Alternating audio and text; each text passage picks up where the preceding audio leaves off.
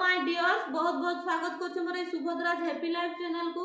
आपण मानका पई म को नुवा टेक्निक नेकी आसीची, जो टेक्निक द्वारा कि आपनकर समस्त डिजायर को आपण माने फुलफिल करि परिबे। तो आसंतु जानिबा से टेक्निक कोन। से टेक्निक होची 55x5 टेक्निक।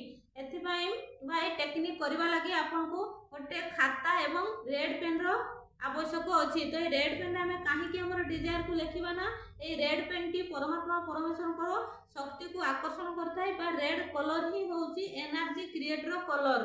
तो आमे हमर जहा भी डिजायर अछि सेही डिजायर को एक छोटो सेंटेंस पॉजिटिव सेंटेंस रे हमें परिणत करबा, एक छोटो पॉजिटिव सेंटेंस रे कन्वर्ट करबा एवं आमे जत्ते बेले भी एई हमर डिजायर को लेखिबा पई जिबा ना, आमे प्रथमे डीप ब्रीथ नबा।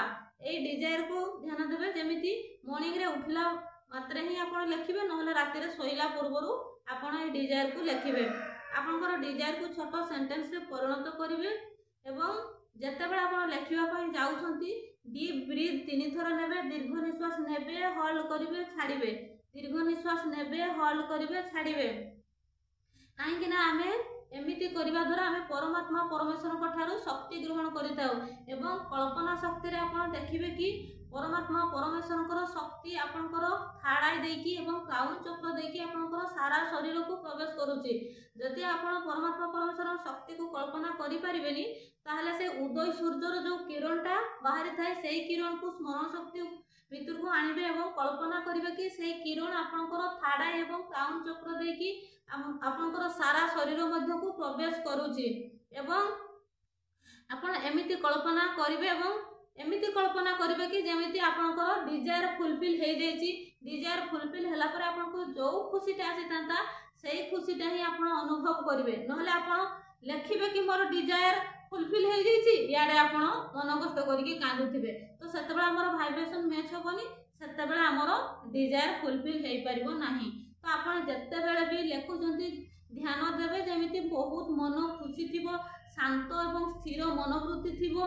डीप ब्रीथ नेबे एवं जो सेंटेंस को आपण लेखुचंती ताको प्रेजेंट टेंस रे लेखिबे एवं बहुत खुशी रो सहकारे स्माइल देकी आपण डिजायर को लेखिबे। ध्यान देबे मन कष्ट करिके किबा मन दुख रे किबा अन्य मनुष्य रे डिजायर को लेखिबे नाही, नहले यह काम करिवो नाही। किबा आपण जदि 1% भी डाउट लगै दोचंती किबा लॉजिक लगै दोचंती, ताहले ए मेथड किबा ए टेक्निक काम करिवो नाही। तेनु आपण जत्ते बेले भी मन शांत स्थिर थिबो, शांत परिवेश रे आपण जत्ते बेले आमे सकाळ सोई उठी जाऊ सेते बेले हमर मन स्थिर थाए एवं आमे जत्ते सोइबा को जाऊ सेते बेले हमर चिंता करिवार कैपेसिटी हम पाखरे न थाए, हमर ब्रेन पूरा अल्फा स्टेज को चली जाय थाए, सेते बेले मध्ये हमें एई मेथड को हमें करि परिबा। तो प्रथमे हमर खातार में thank you universe, thank you universe, thank you universe बोले 3 थर लेखिबा एवं जो छोटो डिजायर टे आपण जो आपण को डिजायर को जो छोटो सेंटेंस रे परिणत करछंती बा कन्वर्ट करछंती ताको ही आपण लेखिबे। जे जदी आपनकर धर जो आपनकर किछि शरीर रे असुस्थता अछि, तो आपण केमति लेखिबे ना, मु संपूर्ण सुस्थ अटे, मु संपूर्ण सुस्थ अटे, मु संपूर्ण सुस्थ अटे। आपण एमिति आपनकर जहा भी डिजायर थिबो आपण छोटो सेंटेंस रे ताको परिणत करिवे एवं आपनकर ऑलरेडी से जिंस हेइ जाइछि बोली लेखिबे प्रेजेंट टेंस रे एवं मन भितरे मध्ये सेही खुशी और सेही हैप्पीनेस आनी कि आपण जो खुशी आपण पाई थांते से जिंस फुलफिल हे साला परे आपनकर डिजायर फुलफिल हे साला परे आपनको जो खुशीटा आसीतांता सेही खुशीटा को मन भितर को आनिबे एवं 55 थर लेखिबे। 24 घंटार ड्यूरेशन भितरे आपण थरे लेखिबे। ध्यान देबे, नहला आज भूली गले काली करिवे सेमिति नुह। हमर ब्रेन को प्रोग्रामिंग करबा को हेले 24 घंटा रे थरे हमें 55 थर हमें लेखिले हमर लेखिबा द्वारा कोन हेइतै ना, हमें मन ध्यान देकी जेतेबेला हमें लेखु जे सेतेबेला हमर कॉन्शियस माइंड ताको ग्रहण करथाय एवं ता सबकॉन्शियस माइंड पर्यंत पठेइ थाय। तो हमें जेतेबेला भी लेखुचे हमें मन खुशी रे लेखिबा, हमें शांत एवं स्थिर प्रकृति रे हेकी लेखिबा एवं मन खुशी रे लेखिबा एवं डिजायर टी हमर फुलफिल हे गले जो खुशी हमको फील हेइतांता सेही खुशीटा को मने पकेई कि हमें लेखिबा। एमिति हमें 5 दिन पर्यंत ए प्रोसेस को जारी रखिबा।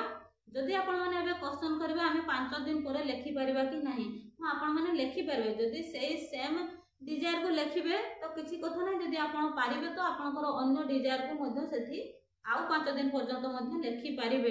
तो यहीपरी भाव में आप 55x5 मेथड को यूटिलाइज करंतु एवं आपण मानकर जीवन समस्त डिजायर को फुलफिल करंतु। Thank you so much. तो आपण मानकु मु गोटे कथा कहवाई चाहूली जे मु टेक्निकल इश्यू जो बारंबार मु लाइव जाइकी मु टेक्निकल इश्यू जो मु लाइव रे आपण मानकर क्वेश्चन रो आंसर दे पारुनी। तो आपण माने क्वेश्चन को लिखि रखिबे, मु संभव हेले पुणी लाइव को आसिकी आपण मानकर क्वेश्चन रो आंसर दे देबी। तो थैंक यू सो मच।